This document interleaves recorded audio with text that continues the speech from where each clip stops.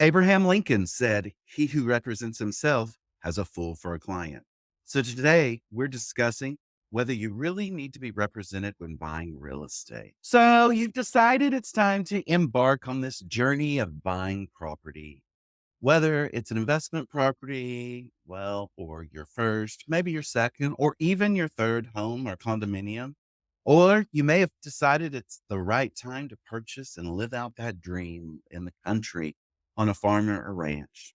Today, we're going to be looking at two points of view regarding whether you need to be represented by a real estate agent or you don't. So, first and foremost, before we even get started, I want everybody to know that in the Lone Star State, Texas, a real estate license holder acts as a sub agent of the seller. Yeah, I said that, a sub agent of the seller when aiding a buyer in a transaction without an agreement to represent the buyer. Now, that doesn't mean an agreement signed right before a contract. That means upfront from showings on.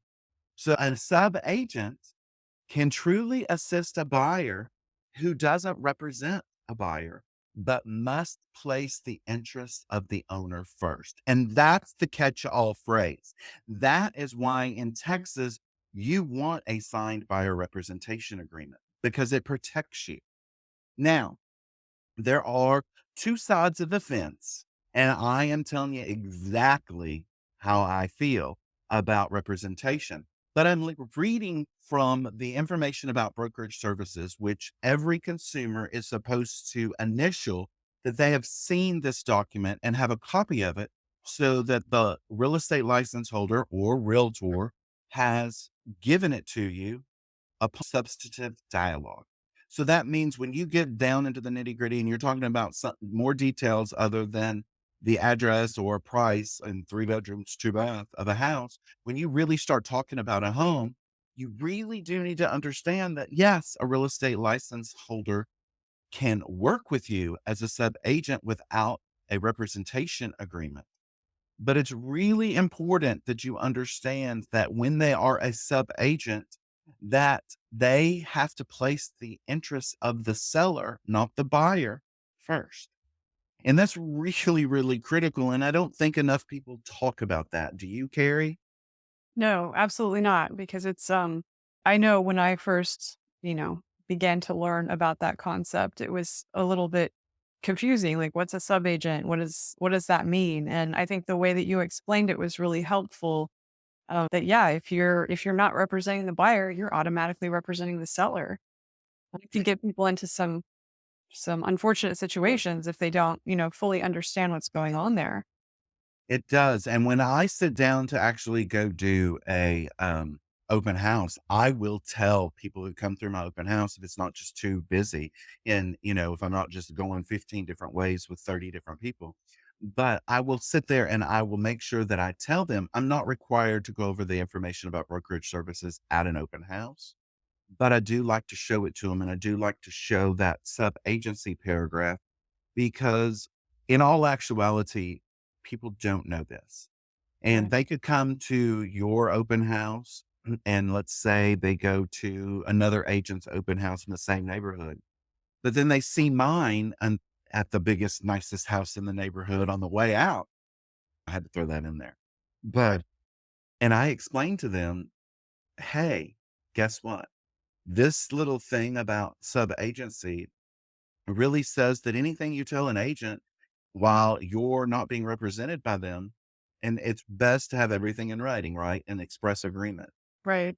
that they can use it against you, that they have to place the loyalty of the seller paramount and Right. first. And I think that's critical because people foam at the mouth. They talk, and real estate agents are trained to ask the right questions, right? I mean, Right. if you Absolutely. go look at a new car, they're trained to ask the right questions. If you go to a attorney's office or a doctor's office, they're trained to ask the right questions. Right. So you've already looked at two open houses and you come to mine and I explain it to you and you've spewed at the mouth. You've foamed at the mouth. You've said everything. Oh, we've got to find a house in the next 15 days. We're moving here from, I don't know, Arizona, California, Washington. It doesn't matter. The situation is You have duties that are owed to you when you are a client of someone versus just an unrepresented individual. And one of those big things is going to be confidentiality. And if I have to put the interests of the seller first, if you tell me you got to find something, within the next 15 days, that chips away at your negotiation skills Right. because the agent that's representing the seller already knows that. And a lot of people don't take that into consideration when they're looking at property, when they're going to an open house, when, anything like that. And they really do need to know it. And I tell agents that all the time in my classes. And, I think that it's really important to get it down. So I want to play a game with you today, Carrie. Are you up for a game? I'm ready. It's not gonna be Jeopardy, I promise. It's not gonna be No, anything like that. not So, Jeopardy. you're not gonna take, new home construction for $200 or anything like that. But what I would like to go through with you is kind of like deciding whether you wanna be represented or not represented. Even though you understand this, let's take it a step further and jump into the fact that when we're in the very beginning or we're looking at property, or even viewing properties or negotiating, what does it look like? I'm going to play the role of I'm working with you, but I do not represent you. Okay. Mhm. I want you to take the role of basically you're representing. You have a formal written representation agreement to act as a buyer's agent on behalf of your buyer. Well, yeah, And you give me the good side. yeah, I'm giving you the good side, but and I Right. take the bad side. Well, it's not really the bad side. I think it's the bad side because I think you deserve to be represented, right? I mean, that's Right. how I mean, I think have you, like, heard me say that forever and ever? I mean, all the time. I totally agree. Everybody deserves to have someone that's squarely on their side and representing their needs. Yeah, so, there are other things like an implied agency that comes into play, and implied agency is really where a consumer believes they're represented and the agent acts like they're representing them, but it gets people into trouble. And they don't like anything implied. I want to know where I stand. I want to know Right. where I am. And there's not going to be any implications here of, oh, I thought this or I thought that when it comes to working with me because I can't handle it. It's kind of like dating someone. Well, we really haven't put a label on it. Most parties are afraid to say, are we committed? Are we in an exclusive relationship? It's kind of Yeah. like just cowboy up and ask the question. Again, I'm going to play the buyer's not represented, and I'm helping you, and Carrie's going to play the represented. So let's jump into that. Okay. Is that okay? Yeah, let's go. Let's do it. So let's even start at the very beginning of really starting to have some discussions with a buyer and without an agreement to represent you when it comes to figuring out your needs and wants, I'm going to maintain loyalty to the seller's needs because I don't represent. Okay. Okay. And then what I'm going to do if I represent you is I'm going to pay full attention to your needs as the buyer. Yeah. I'm going to be so interested in asking questions that are going to help my seller that you're not even going to know what hit you. Yep. Without an agreement to represent you, I'm going to be obligated to tell a seller all about what I learn about the buyers on the property. And then if I'm representing you as a buyer, I'm going to tell you all that I learn about the sellers. So any information that I know about the sellers, about that property, I'm going to be obligated to tell you because you're my client as the buyer. Yeah. Oh, well, here's the best one. Here's the piece de la resistance in this section. Without an agreement to represent you, all I'm going to focus on is the seller client's properties. I ain't going to Right. expose you to nothing else. It is my target to just That get one you house, to be interested in that one house. that one house. Yeah. And then if I represent you, I'm going to be looking at not only that one house, but a range of other choices that might be what you need. I'm going to be looking at the house down the street, the house 2 blocks over, the house, maybe in another neighborhood you're interested in. And I'm going to be comparing all those things for you and helping you understand the benefits or the downsides of each of those particular houses. So you can actually compare them and pick which one is best for you as the buyer, not the one that's best for the seller. So no stone unturned, basically, is what you're saying. Exactly. Yeah. Okay. So Yeah. let's kind of get into maybe, I don't know, property selection. Let's Okay. talk about that. Without an agreement to really represent you, really kind of my game here is to get the best offer for my seller client because I represent them. Yeah. Okay. And then if I'm representing you, I'm going to work on finding the best property for my buyer client. So the best house out of all of the houses that we just talked about on all the different streets and all the different neighborhoods, what I'm focused on is what is the best house for you as my client because I Where represent you. Yeah, where I'm the opposite and I'm gonna limit the properties to just listed properties only. It's just gonna be my listed properties Yeah. because I want you to buy one of those. Right. What are you gonna do there instead of just letting me limit it? So if I represent you, I'm going to promote your search. I'm going to do everything I can within my power to, talk to other agents, uncover other properties that might be really good options for you. I'm going to look on the MLS. I'm going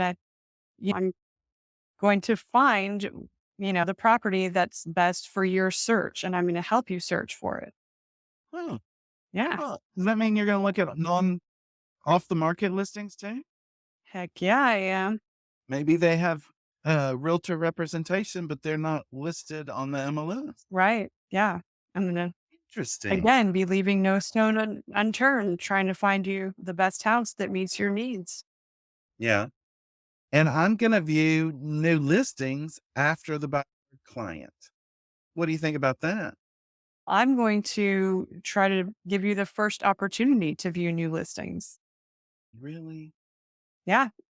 Yeah. I'm going to be watching for those new listings to show up on the MLS or show up, within the network of other agents that I talk to. And I'm going to be trying to get you first into that door to see that house and be the first one to decide if it is for you. And if it is, well, you're the first one in the door. So, I'm gonna limit the number of houses without a representation agreement to mm, properties listed within the buyer's affordability range. Our listings, for our sellers. right. Okay. What I would do representing a buyer is I would consider properties that were available and that were viewable. And I would take them to some different places and help them understand that the sale price is negotiable, that they do have negotiating power. And, help them to kind of understand different things that they can do to, if they like a house, make an offer on it that's appropriate, help them get into that house. So hopefully everybody's kind of seeing already where representation actually does benefit them. I'm having fun with playing both sides of this. Right. And people would think I had multiple personalities if I was trying to do this on my own. So this is really working well with you playing the other side of it, devil's advocate, if you forgive me for that term. But when it comes to viewing properties without a agreement to really represent you, I'm just going to give you the material facts about the property. No. Okay. So if I'm representing you, I'm going to not only give you the material facts, but I'm also going to be able to offer you advice with those facts. What? You're going to give advice and opinions where I'm just going to Yes. give material of facts. Yes. I'm going to tell you what I think about those material facts. Wow. So back into viewing properties still without an agreement. My job is really to protect the seller. I Right. cannot help the buyers compare competing properties. Oh, yeah, that's true. That's true. So what I would be doing is I'd be educating the buyer. I'd be helping them to look at, competing properties and helping them to compare, helping them to look at all the different pros and cons of those various properties so they can truly find out what's the best for them, not just the best for the seller of that one house. Yeah, that's pretty awesome because you, as a buyer's agent, you have the ability to get people into homes, right? Yeah. And whether they are not listed or listed on on the multiple listing service. So there is that whole exposure, and your job is to really open this whole new world to a buyer. Right. To widen that search and make sure that they you can really see all of their options. Yeah, now I'm looking right now without someone to help me in a different area. I'm not looking for a home right now. I'm looking for a specific automobile or a vehicle. And it's very, very hard. And it's really put me into the place of feeling like a first time home buyer without a neighbor. And seriously, it is so frustrating because I don't have anybody that's giving me the inside tips or the best place to find this or that. And I'm Yeah, having to go through and it's taking me a lot longer. that So might it's frustrating. yeah, And I keep getting people who just don't really have the time to want to help or anything like that, or, and feel like I'm not like spending enough money, but I'm clearly spending enough money. yeah. I don't know. It's kind of like, okay. Well, anyway. So when it comes, let's switch it over to negotiating the purchase and the sales agreement. And when it comes time to negotiating without an agreement to represent you, I've only disclosed the material facts, right? Yeah, it's very So basic. yeah, just very basic. Yeah, so what I would be able to do is offer advice accompanied by facts. There you So go. Those advice and opinions again. I know, man, Okay. that's the best things about having someone represent you is you get to benefit from, All their their experience and their advice and their guidance. I mean, ultimately, of course, you're making your own decisions, but it's always good to have someone to advise you along the way and help you understand all the various different working parts. And is there a lot? And it just really easy? It's just filling out a form and that's it? No, there's a lot of different things that go into putting in an offer and moving from the beginning to the end. Because, you wanna win, right, as a buyer? Right. You Yeah. like property too, You want to win and you want to win on a house that's right for you. right? So you're telling me experience and representation matters, right? Starting to sound like it.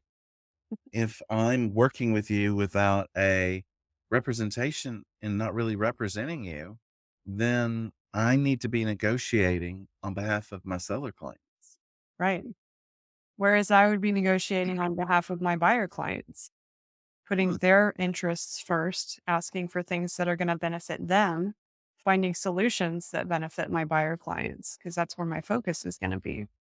Now, without a representation agreement to represent you, I'm going to work on strengthening my seller client's negotiating position because, I want them Right. to, because they've actually signed an agreement. So that's where I owe my loyalty, right?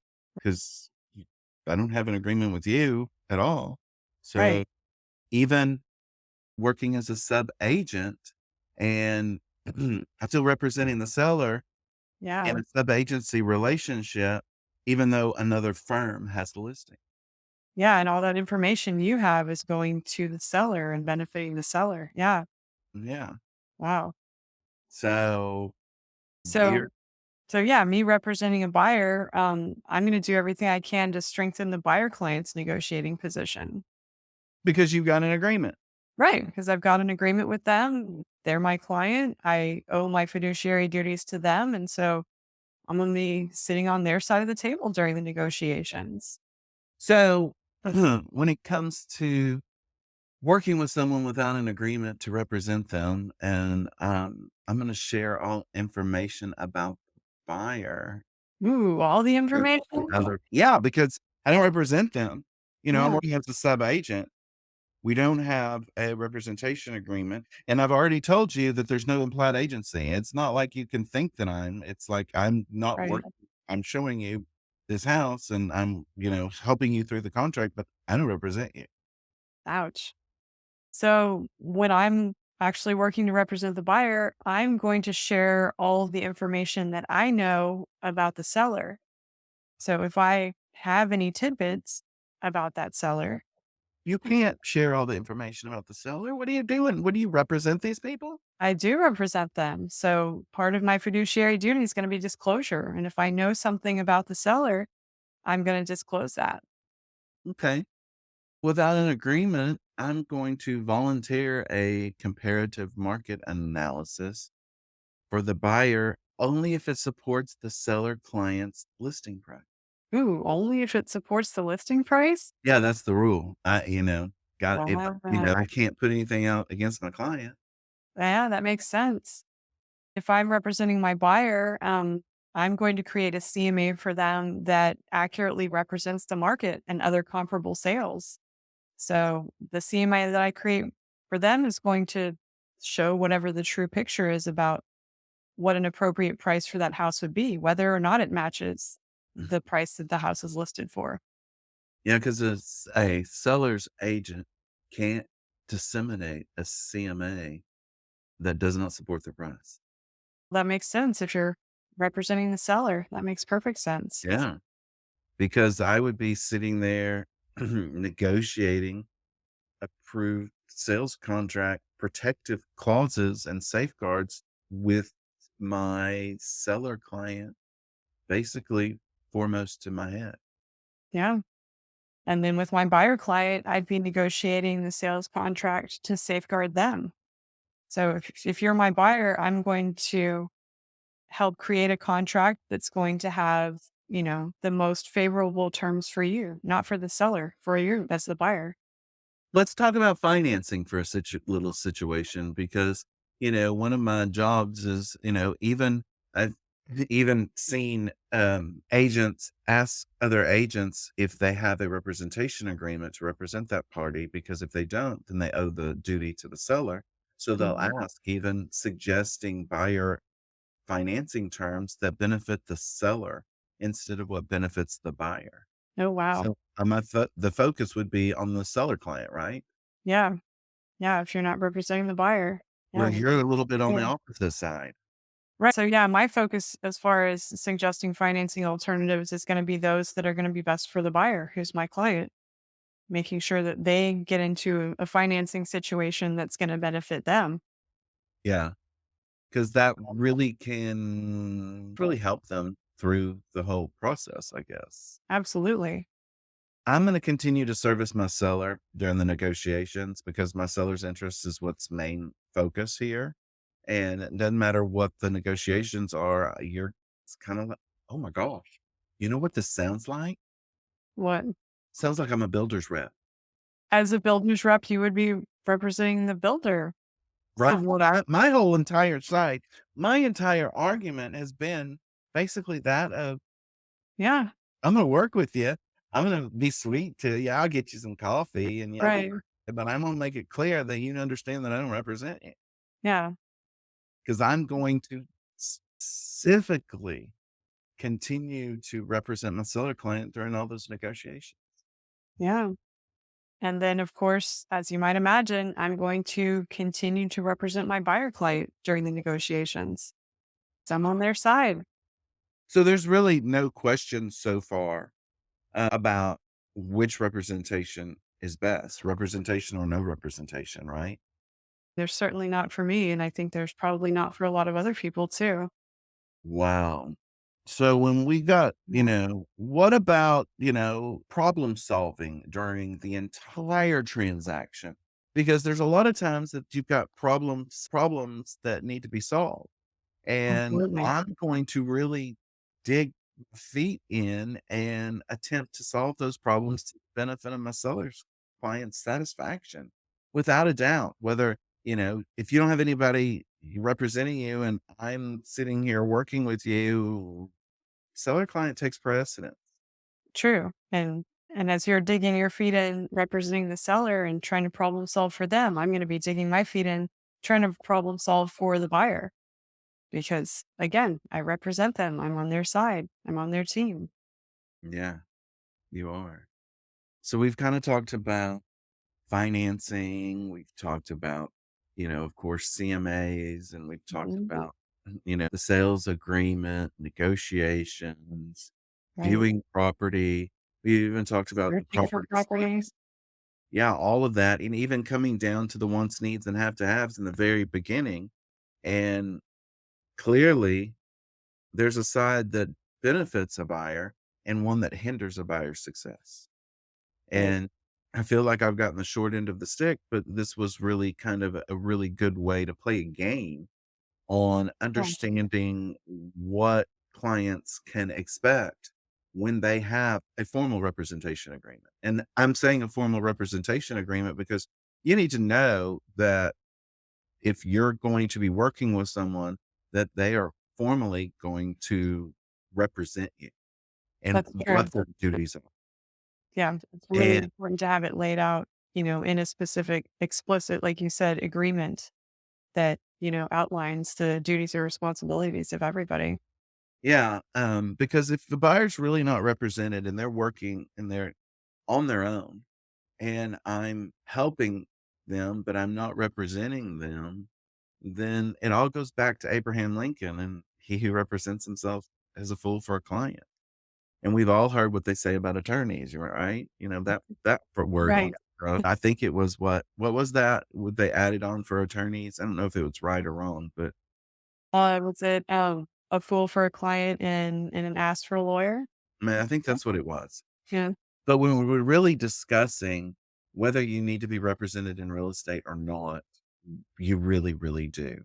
And there is no representation in real estate that is free. And if somebody tells you that my services are free, you need to run. Yeah, So, that's a really important point. yeah. And I hate that I'm kind of making it, at the end, but hey, that's that little juicy nugget if you get it.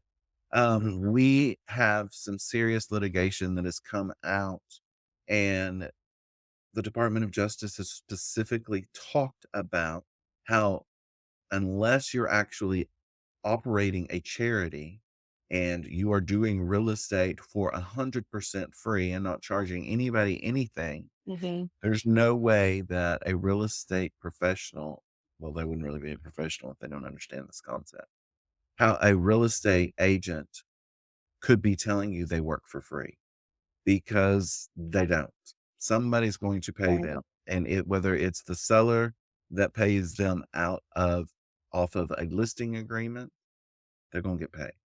And there's a bunch of different ways that a buyer agent can be compensated by a buyer, but you need to make sure that you understand that nothing's for free. So he who thinks that he gets something for free is a fool, right? Because Right. for everything. So this really kind of helps cement the fact that, representation is best. And I know that we've kind of played this little game, which thank you, Carrie, for playing with. I Yeah, kind of when you put everything out side by side like that, it's a pretty stark contrast. Yeah, and you had some pretty quick retorts there for me. Yeah, yeah. Okay, What do thanks you to everybody do? for tuning in and have a great rest of the day.